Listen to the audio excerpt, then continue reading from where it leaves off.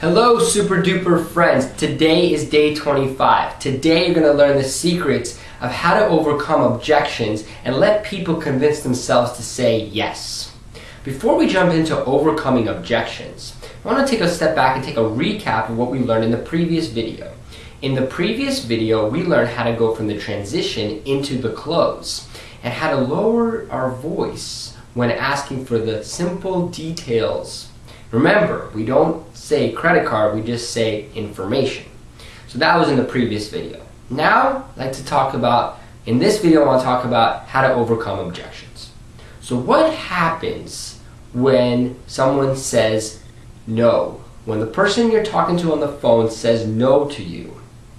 Well, there's two things in the psychological state that you're currently in.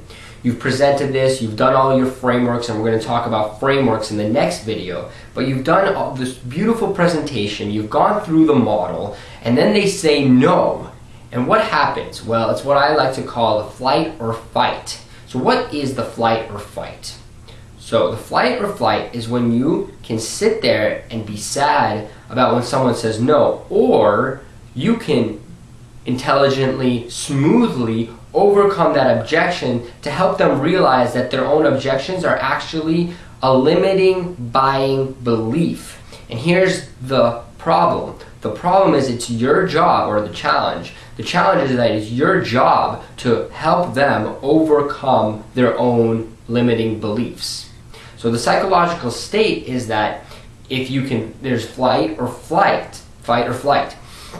Now, if you fight, you sit there, and when they say no, here's how it works. Here's how to overcome that objection. When someone says no to you, you're expecting that objection. In fact, that's when the sale begins. The sale begins when someone says no. So you're expecting it. So if they don't say no, well then you've done an amazing job, and it's a straight line, and we'll talk about how the straight line model works in the next video. But it's a straight line. You've gone from point A to point Z, and there's no objections. But that it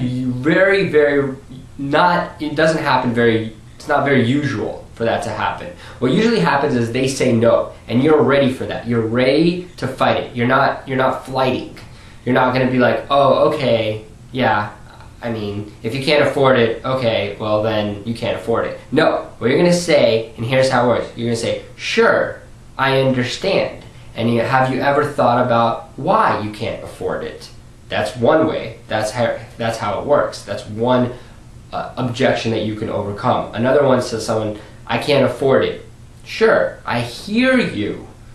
I hear you. And let me ask you this. How has that worked out for you? How has that worked out for you?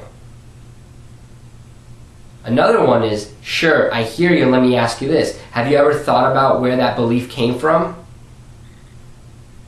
So your job, the psychological state, is to break that pattern. And we're going to talk about patterns in the next video of I can't afford it, and there's a limiting buying belief, and your job is to understand why that is. Once you understand why, then you can help them convince themselves. I'm going to give you a beautiful close, what I call the Benjamin Franklin close, in the next video of how they're actually going to write down. They're going to write down why they can't afford it, why they should buy your product, and why your product is perfect for them.